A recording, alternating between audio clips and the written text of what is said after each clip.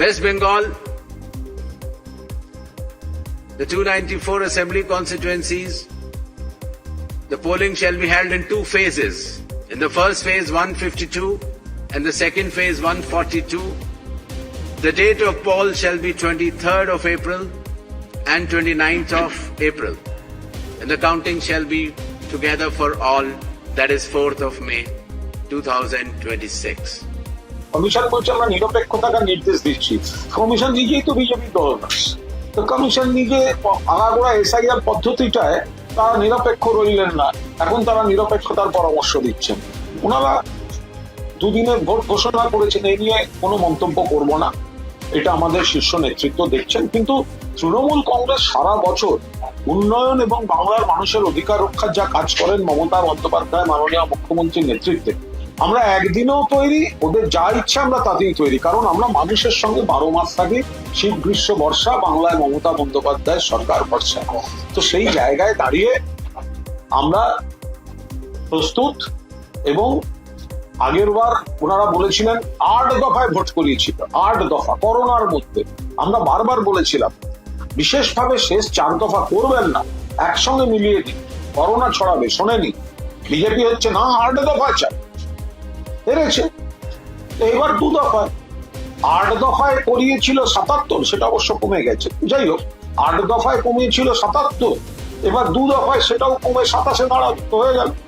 জ্ঞানেশ কুমার বলছে আমাদের কাছে সমস্ত দলের দফা বলেছে। আমি এই নিয়ে কোনো মন্তব্য করবো না, এটা আমাদের সর্বভারতীয় নেতৃত্ব দেখছেন, আমি এই নিয়ে কোনো মন্তব্য করবো না। কমিশন বলছে যে রাজ্যে এসেছিলেন এবং অফিসাররা কে কি করেছেন সে অনুযায়ী অফিসারদের একটা তালিকা তৈরি হয়েছে এবং পদক্ষেপ করা হবে নিরপেক্ষতার বিষয়ে। দেখুন, আমরা প্রথম মনে করি যে জ্ঞানেশ কুমার তিনি নিজে নিরপেক্ষ নন, ফলে তিনি যেভাবে বাংলার মানুষের ভোটারের অধিকার, ভোটিং এর অধিকার, নাগরিকত্বের অধিকার তিনি যেভাবে বিপদে ফেলেছেন মানুষকে, তার জন্য মুখ্যমন্ত্রীকে শুধু আন্দোলন করতে হয়নি, সুপ্রিম কোর্টের প্রধান বিচারপতির এজলাসে নিজে দাঁড়িয়ে সওয়াল করতে হয়েছে। তো ফলে এই নিরপেক্ষতা, ব্যবস্থা, হুমকি, আমরা এগুলো, জ্ঞানেশ কুমার নিজে পক্ষপাত দুষ্ট আচরণ করেছেন। আমাদের পরিষ্কার কথা, আপনারা নিরপেক্ষ থাকুন নির্বাচন কমিশন, আর আমরা মানুষের সঙ্গে সারা বছর থাকি। বিজেপি বাংলার বকেয়া দেয় না, আর্থিক বৈষম্য, 100 দিনের টাকা দেয় না, জল জীবন মিশনের টাকা দেয় না, আবাসের টাকা দেয় না, 1,96,000 কোটি টাকা দেয় না, বাংলাকে অপমান করে, বাংলার মনীষীদের অপমান করে, বাংলা বললে পিটিয়ে মারে, বাংলা বললে বাংলাদেশে পাঠিয়ে দেয়, মানুষকে হয়রানির লাইনে দাঁড় করিয়ে দেয়, মৃত্যুর মিছিল, আত্মহত্যা, প্যানিকে, অসুস্থতা এবং মৃত্যু। সেই বিজেপির সঙ্গে বাংলার মানুষের কোনো সম্পর্ক নেই। আগাগোড়া একটা বঙ্গ বিরোধী পার্টি, বাংলা বিরোধী পার্টি। ফলে আমরা নির্বাচন কমিশন বিজেপির হয়ে অনেক ব্যাট করেছে, আপনারা নিরপেক্ষ থাকুন, বাংলার মানুষের উপর ছাড়ুন। 250-এর বেশি আসন নিয়ে তৃণমূল কংগ্রেস ফিরছে, মমতা বন্দ্যোপাধ্যায় আবার চতুর্থবারের জন্য মুখ্যমন্ত্রী হিসেবে আসছে। 2021 সালে আধিকারিকদের অধীনে নির্বাচন হয়, ইচ্ছা হয়েছিল সেই ঘটনার নামে তালিকা নেওয়া হয়েছে, প্রয়োজনে আইনি ব্যবস্থা নেওয়া। যা ইচ্ছা করুন, ওনার বিরুদ্ধেই তো সবের আপত্তি আছে, ওনার বিরুদ্ধে জনগণ ব্যবস্থা নেবে, ভোটেই সেটা বুঝতে পারবে। মানুষের রায়টা দেখলেই বুঝতে পারবেন যে এই বিজেপি, জ্ঞানেশ কুমার, এদের বিরুদ্ধে বাংলার মানুষের যে প্রতিবাদ, অধিকার রক্ষার লড়াই কাকে বলে, সেটা ভোটের রেজাল্ট বেরোলে দেখতে পাবে। 60 লক্ষ মানুষ এখন অ্যাডমিনিস্ট্রেশন প্রসেসে রয়েছে। দেখুন, উনি একটা মুখে কথা বলেছেন, আমাদের পরিষ্কার বক্তব্য, মাননীয় মমতা বন্দ্যোপাধ্যায় মাননীয় মুখ্যমন্ত্রী, আর এদিকে হচ্ছে আমাদের সেনাপতি অভিষেক বন্দ্যোপাধ্যায় আর গোটা তৃণমূল কংগ্রেস পরিবার, আমাদের পরিষ্কার বক্তব্য হচ্ছে একজনও বৈধ ভোটারকে বাদ দিয়ে ভোট হবে। তো উনি তো একটা কথা বললেন, দেখলাম যে বাংলায় ওই বিচার ব্যবস্থার তত্ত্বাবধানে এগুলো চলছে। তো সুতরাং আশা করি কোনো বৈধ ভোটার, একজনও বৈধ ভোটারকে যেন বাদ না রাখা হয়। শুভেন্দু অধিকারী তিনি বলছেন নন্দীগ্রামে তো আমি আছি, বিজেপি বললে আরো একটা আসন করতে পারে। দেখুন, এগুলো সব ওনাদের মায়ার খেলা। এখন দিনের শেষে বিজেপি হারছে, সিপিএম শূন্য পার করবে না, এবং 250-র বেশি আসন নিয়ে মমতা বন্দ্যোপাধ্যায় আবার মুখ্যমন্ত্রী হিসেবে ফিরে আসছে। এই গোটা পরিস্থিতিতে দিশাহীন, অবসাদগ্রস্ত বিজেপি তারা সব নানা ধরনের কথাবার্তা বলবে, এগুলোর কোনো রাজনৈতিক ইম্প্যাক্ট গুরুত্ব নেই। আর নন্দীগ্রাম থেকে এবার ঘাসের উপর জোড়াফুল চিহ্নের প্রতীকের প্রার্থী জিতে আসবেন। বলছি, শুভেন্দু অধিকারী আরো একটা বিষয় বলছেন, বলছে বহু দফায় ভোট হলে তৃণমূল বাহিনী ভোট আনতে, যে এক জায়গা থেকে অন্য জায়গায় গিয়ে কালী মুছে ভোট দিতে পারে, কম দফায় ভোট হচ্ছে। আমি একটা কথা বলি, এই যে শুভেন্দু অধিকারী বলছেন বহু দফায় ভোট হলে তৃণমূলের সুবিধা ইত্যাদি ইত্যাদি কয়েকটা কথা বললেন, 21 সালে তো ওনারাই জোর করে 8 দফায় ভোট করিয়েছিলেন। উনি তো তখন বিজেপিতে, তখন উনি কি বলেছিলেন সেই বিবৃতিগুলো একবার দেখুন। তখন উনি বলেছিলেন যত বেশি দফায় ভোট, 8 দফায় ভোট, কেন্দ্রীয় বাহিনী দিয়ে ঘিরে দেবো, আমকি বার 200 পার। শুনেছিলাম তো। কথা পাল্টাচ্ছেন কেন? কথা পাল্টাচ্ছেন কেন? আপনি তো 20 সালের নভেম্বর মাসে তৃণমূল ছেড়ে চলে গেছিলেন বিজেপিতে।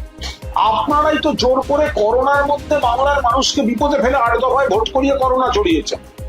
তখন যুক্তি দিচ্ছিলেন 8 দফায় হলে আপনাদের কি কি সুবিধা আর তৃণমূলের কি কি অসুবিধা।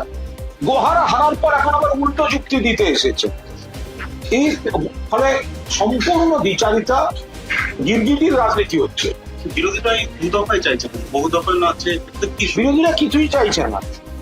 নাচতে না জানলে উঠোন বাঁকা, একটা বাঁকা উঠোন খুঁজে বেড়াচ্ছে। ওরা ওরা আপনি যাই দেবেন তাতেই ওদের এই আসল কথা, বেসিক কথা, বাংলার মানুষের সঙ্গে আত্মিক সম্পর্ক, সেইটা বিরোধীদের নেই। শীত গ্রীষ্ম বর্ষা মমতা ব্যানার্জি ভরসা, শীত গ্রীষ্ম বর্ষা তৃণমূল কংগ্রেসের সরকার ভরসা। মানুষের জীবনে সুখে দুঃখে তৃণমূল কংগ্রেস পাশে থাকে। এই যে ফর্ম ফিল আপ, এই যে লাইন হয়রানি, বাড়িতে মানুষের ফর্ম ফিল আপ করতে হবে, এটা কোথায় পাবো? তৃণমূল কংগ্রেস কর্মীদেরই সবাই পেয়েছেন। ডাকলে পেয়েছেন, পাড়ায় পেয়েছেন, ক্যাম্পে পেয়েছেন, লাইনে দাঁড়ালে একটু জল একটু বিস্কুট নিয়ে তৃণমূল কংগ্রেস কর্মীদের পেয়েছেন। আর কাকে পেয়েছেন? মুখ্যমন্ত্রী ঘোষণা করেছেন ইমাম মুয়াজ্জেম পুরোহিতদের জন্য বৃদ্ধি এবং বিয়ের কথাটা শুভেন্দু অধিকারী বলছেন এটা একটা জোক। আজব কথা। একটা অফিস একটু ঘোষণা তো ওদের এত লাগছে কেন? মাননীয় মুখ্যমন্ত্রী মমতা বন্দ্যোপাধ্যায় দুটি ঘোষণা করেছে, একটি ইয়েদের আর ওদিকে যারা মানে পূজারী ইমাম মুয়াজ্জেম তাদের, অন্যদিকে হচ্ছে সরকারি কর্মচারী বা পেনশনভোগী বা যারা আছেন। তো ওদের এত লাগছে কেন? ওদের তো খুশি হওয়া উচিত। তো ওদের এত ব্যথা হচ্ছে কেন? তো দেবেন, কিন্তু বুঝতে হবে তারপরে দেওয়াটা ভেবেই রেখেছিলেন, আজকে উনি ঘোষণা করেছেন। কেন্দ্রীয় সরকারের এত টাকা বাকি, বাংলাকে তার বকেয়া দেয় না কেন্দ্রীয় সরকার। 1,96,000 কোটি টাকা ছাড়িয়ে গেছে। 100 দিনের টাকা দেয়, জল জীবন মিশনের টাকা দেয়, আবাসের টাকা দেয়। মমতা বন্দ্যোপাধ্যায় সামাজিক সুরক্ষায় গরিব মানুষ, সাধারণ মানুষকে সুরক্ষিত রেখে তারপর তার সাধ্যমতো যতটা পেরেছেন তিনি দিয়েছেন। তাতে ওদের তো অসুবিধাটা কোথায় হচ্ছে? তো মানুষ পেয়েছেন তো, তাহলে আপনাদের ব্যথাটা কোথায়? না পেলে ব্যথা, পেলে ব্যথা। ওই কি একটা গান আছে না, শুভেন্দুদের বিজেপির নেতাদের, ওইটাই যে তোদের কোন কোন জায়গা ব্যথা। বলছি বিজেপি আজকে নির্বাচন কমিশন একটা অভিযোগ করেছে, তারা বলছে কলকাতা পুলিশ নাকি কেন্দ্রীয় বাহিনীকে যে অপব্যবহার করছে। এটা তো ওদের গাল গল্প। কলকাতা পুলিশ সুষ্ঠুভাবে কাজ করছে, অপব্যবহার কেন করবে?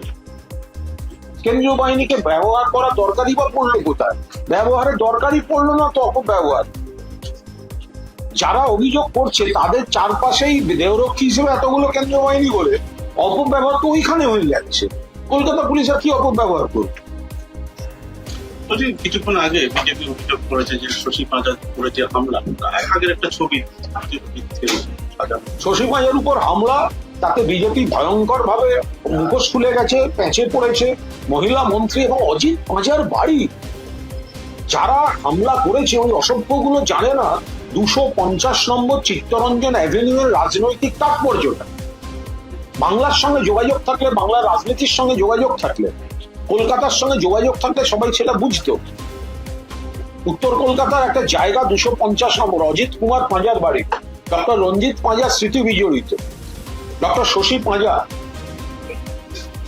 মাননীয় মুখ্যমন্ত্রী মমতা বন্দ্যোপাধ্যায়ের ক্যাবিনেটের একজন মহিলা মন্ত্রী, তার বাড়িতে ওইভাবে হামলা করেছে। শ্রী শ্রী রামকৃষ্ণ দেবের ছবিটা তার কাঁচ টুকরো টুকরো করে দিয়েছে, এত বড় বড় কাজ সবাই দেখেছে, সেটা প্যাঁচে পড়ে গেছে। এখন কোনোভাবে যা তা বলে একটা কিছু নাটক থেকে যারা ব্রিগেডে পৌঁছে গেছিল বলে ফেসবুক পোস্ট করে দিয়েছিল, তারা এখন হসপিটালে শুয়ে পোস্ট দিচ্ছে যে আমরা আহত, আমরা পড়ে আছি বিজেপি, আর ব্রিগেডে পৌঁছে ছবিটাকে ডিলিট করছে। এই তো নাটক।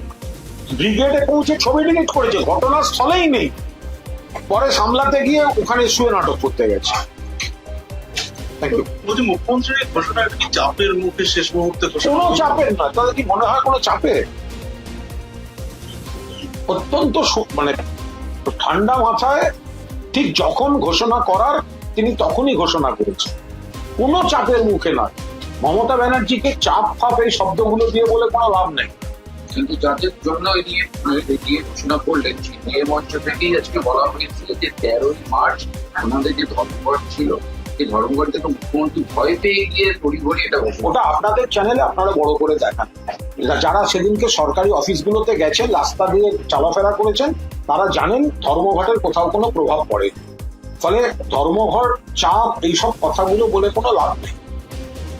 এই যারা বলছেন যে কথাগুলো বলছেন, তাদের নাকি অমুক, তাদের আন্দোলন, তাদের ওই নির্লজ্জদেরকে বলুন যে বাংলাতে যখন কেন্দ্রীয় সরকার টাকা দেয় না, তখন তো একবারও মুখ থেকে বেরোলো না যে কেন্দ্রীয় সরকার বাংলার বকেয়া টাকাটা দিয়ে দাও, তাহলে মুখ্যমন্ত্রীর হয়তো আমাদের দিতে সুবিধা হবে। সেটা তো বলেনি। বিজেপির দালালি করে গেছে সব সিপিএম এর, এগুলো সব বিজেপির বি টিম আর বিজেপি, এরা এখন মুখ্যমন্ত্রী দিয়েছেন, তাতেও দুঃখ। আরে মানুষ খুশি হচ্ছেন, কেন্দ্র থেকে টাকা বন্ধ করে রেখেছি, মানুষের ক্ষোভ নিয়ে রাজনীতি করতে চাইছি, কিন্তু এই মুখ্যমন্ত্রী তো তারপরেও আমাদের কোনো চক্রান্তকে সফল হতে দিচ্ছেন না। কেন্দ্রের টাকা বন্ধ, তার মধ্যেও উনি আবার সাধ্যমতো দিচ্ছেন। সেই জন্য গায়ে এখন ওদের বান্নল লাগাতে হচ্ছে, গা জ্বলছে। ওরা মানুষকে পাইয়ে দেওয়ার জন্য আন্দোলন করছে না, ওরা না পাওয়ার ক্ষোভ নিয়ে সরকার বিরোধী আন্দোলন করছে। আমাদের ভিডিও ভালো লাগলে লাইক এবং শেয়ার করুন। কমেন্ট সেকশনে গিয়ে জানান আপনাদের মতামত। আরও ভিডিও পেতে আমাদের চ্যানেল সাবস্ক্রাইব করুন এবং প্রতি মুহূর্তে খবরের আপডেট পেতে প্রেস করুন বেল আইকন।